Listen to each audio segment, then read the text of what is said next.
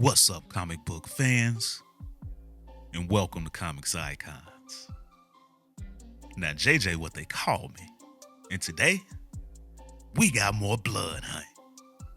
This time with issue 2 of the 3-issue tie-in series Amazing Spider-Man Blood Hunt. And if you guys missed the last issue of this series, then I'll put a card up at the top of the screen for you.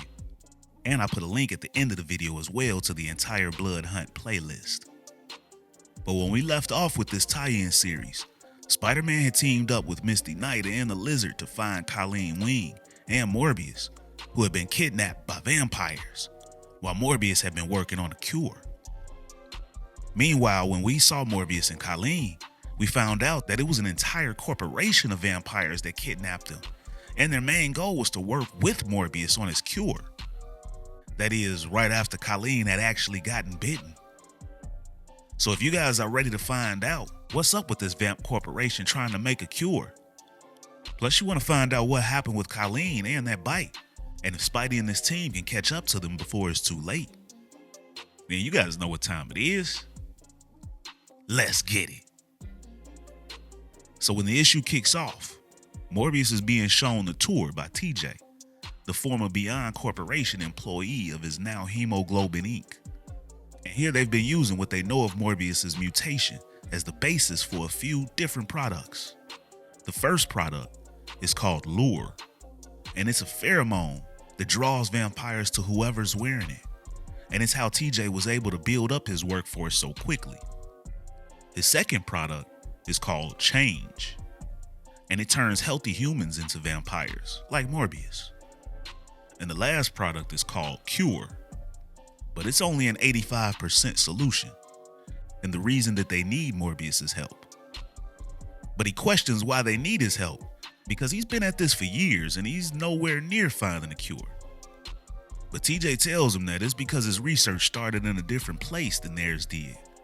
Their serum returns a vamp to their senses and controls their hunger, but it only lasts a few days. So eventually Morbius agrees to this partnership, as long as their goals remain aligned. And then TJ drops that famous Morbius movie joke, "It's Morbin time." But Morbius doesn't find it funny, and he even threatens to dismember TJ the next time he says it. Meanwhile, though, he walks right past the caged up Colleen as his tour continues. And then we pick up with Spider-Man, as he notices that these vampires all seem to be following the Lizard, and he wonders why.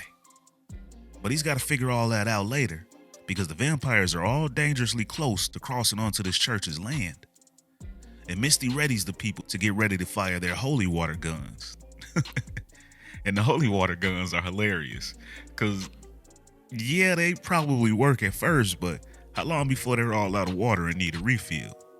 These people don't seem like they have too much military training, and they probably don't know how to cover one another as they refill, and they probably just panic. But if you remember when this event began, Spidey had got a taste of the human element from these vampires, and he doesn't want to use the holy water since it'd be a permanent death sentence for the vamps with no chance of saving them. So Spidey decides to create a wall of webs using the street lights, blocking off the vampires.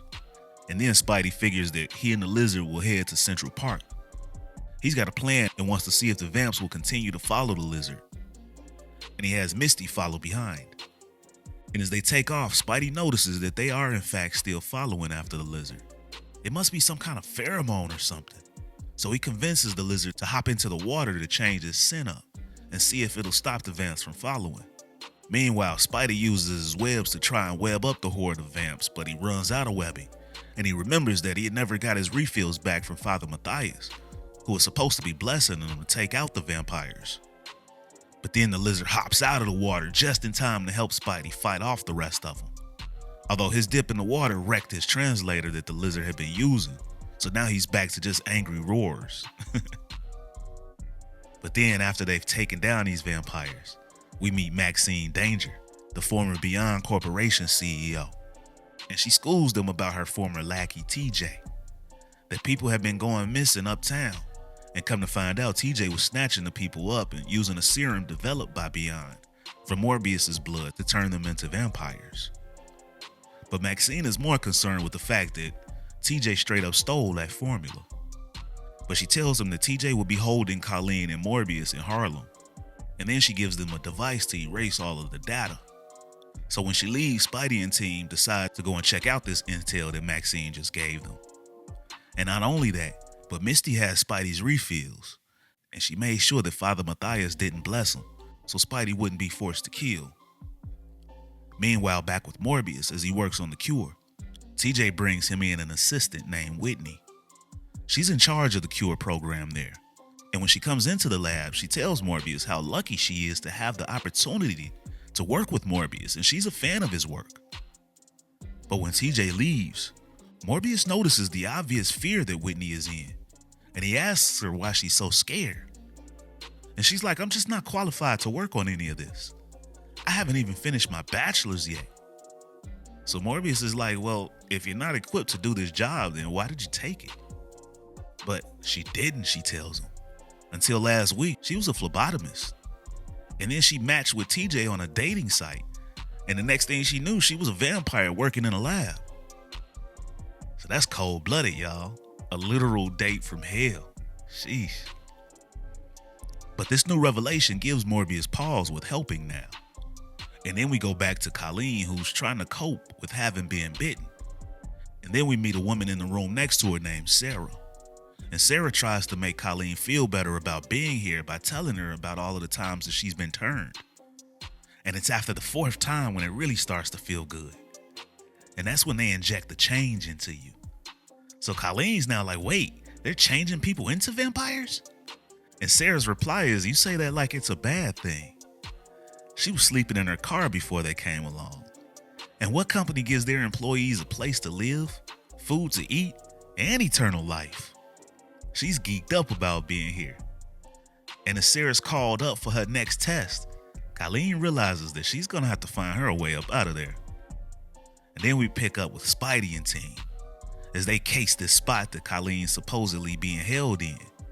And as they come up with a plan to break into the building, that, ladies and gentlemen, is the end of the issue. So what did you guys think about this issue? And are you rocking with this tie-in series as a whole so far with only one issue left? And which of these Blood Hunt event tie-ins are you enjoying the most? Plus, do you guys think that Colleen will turn or will she end up with the cure beforehand? I want to hear all you guys' theories on how you think this thing will end. And as always, if you guys enjoyed this video and this channel, and you'd like to support the channel, then you can do so by stopping by the Comics Icon store and picking up some of this merchandise, including the background music heard right here in this video, available for download. Or by joining the Iconic Fan Club channel membership. And it'll be a link to join in the description. But with your membership, your voice will be heard during our interactive live streams with yours truly, where we could talk about everything that's been going down in these issues, as well as ones that you'd like for me to go over in the future and other comic book news. Plus, you guys will get loyalty badges, member shoutouts, and up to 20% off of Comics Icon's merchandise from the Comics Icon store. And now we've got new tiers to the memberships as well, starting at just 99 cents. Or you guys could donate to the channel as well with a super thanks. And if you're not able to do any of those, then you can still be a tremendous help to the future of this channel by dropping a like, share, and subscribing to Comics Icons for more icons in the comic book world. But ladies and gentlemen, it's about that time. I'm out. Peace.